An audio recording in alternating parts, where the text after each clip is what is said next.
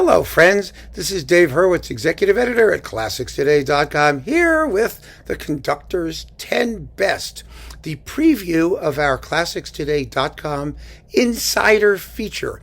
And the conductor we're featuring today is André Previn, because enough time has passed. And what I mean is there were several André Previn boxes that I covered, big ones with most of his output. But now I think there's a good opportunity to consider his entire career in overview, because he made a lot of records, and like so many conductors these days, he made too many records. So if you want to find out what his 10 best recordings are, please consider becoming a ClassicsToday.com Insider member. That would really be great, and there's a link so that you can do it just below this particular video. But now let's talk about Maestro Previn. You know, he was a phenomenally gifted artist.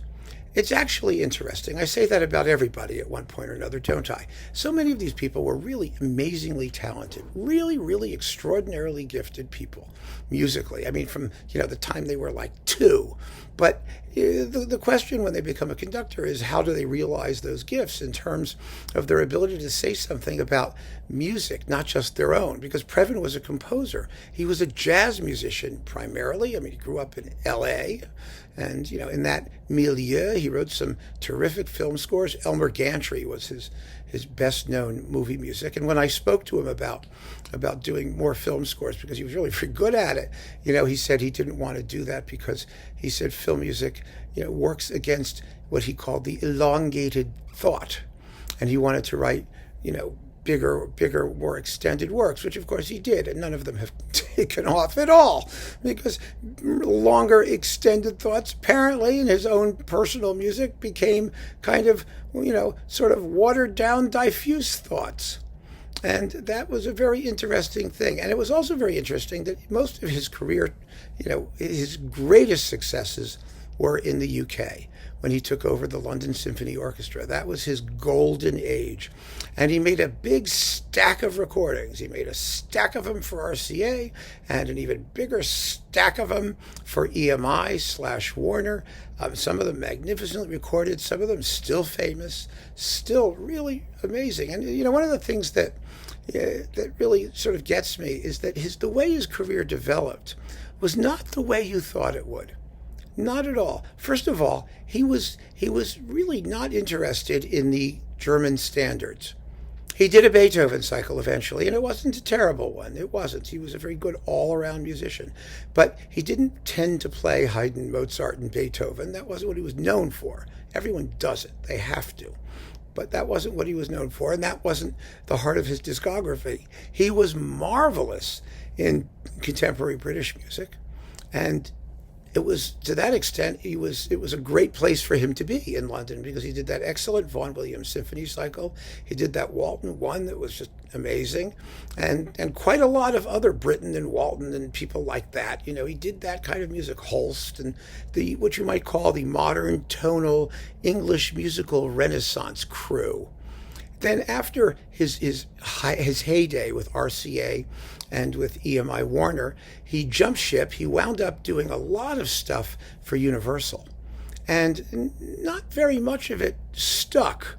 He did do like the Elgar symphonies and some other things, and they weren't bad.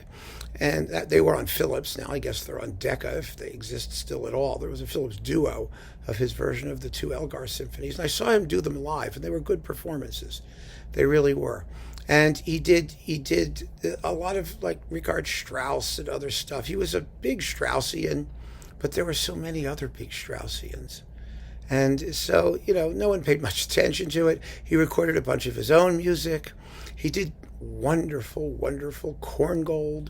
He made a series of some particularly fine performances of various works with the Pittsburgh Symphony during his time in Pittsburgh for both Warner and Philips.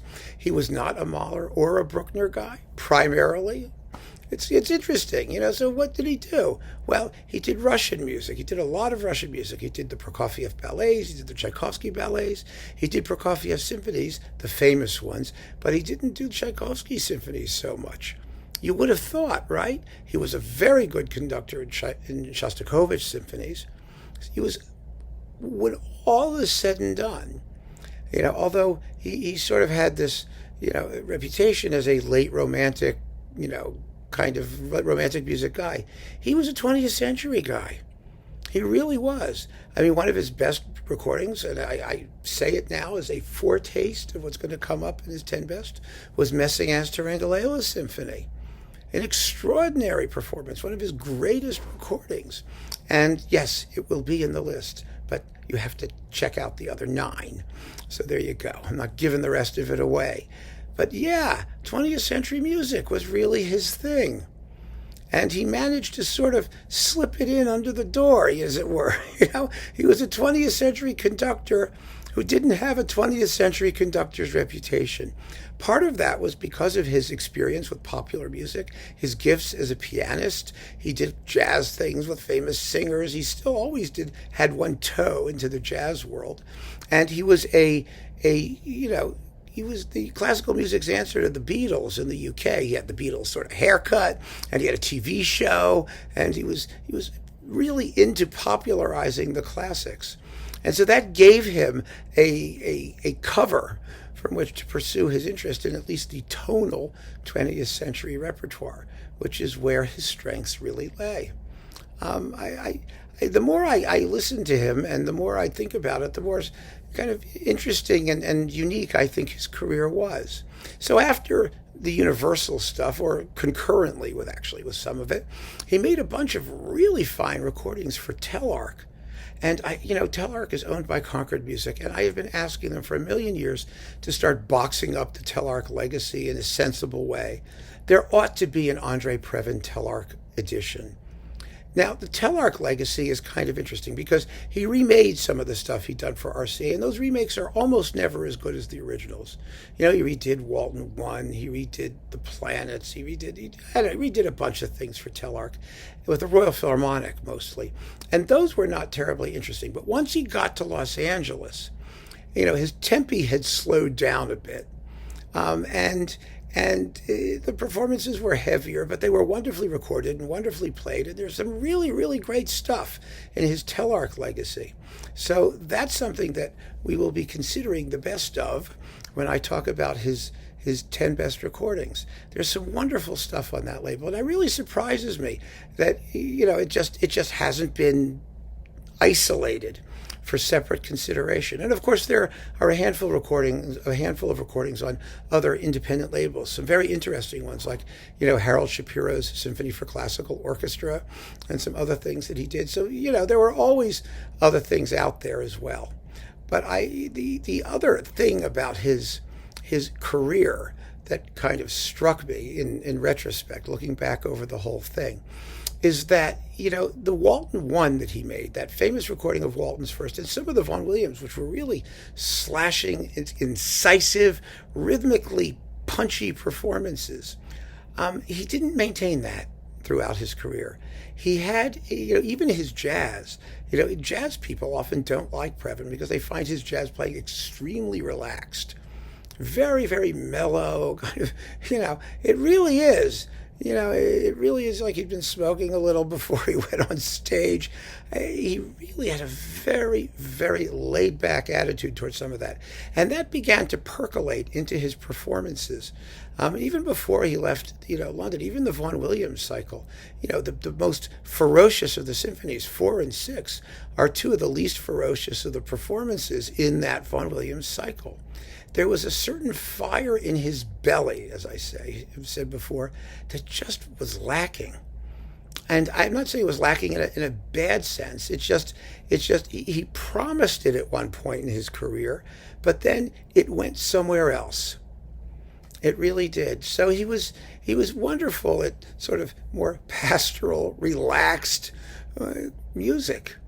And maybe that's why a lot of the Russian stuff appealed to him too, because it's very passionate, it's very fiery, of course, it can be anyway, but it tends to have a slowish rate of rhythmic stuff happening to it. And he wasn't a big Stravinskyan either. He really wasn't. So he did good French music, he did some beautiful Ravel, Debussy, some things like that. Interesting. An interesting guy. That's my conclusion. But his best recordings may not always be the ones that you think that they are. because his own artistic personality, as it transpired, was quite different from what his initial promise seemed to indicate. And that's where I'm going to leave it. If you're curious about what I think his 10 best recordings are, hop on over to classicstoday.com and have a look. And thank you for considering becoming a classicstoday.com Insider member. Keep on listening, my friends. Take care.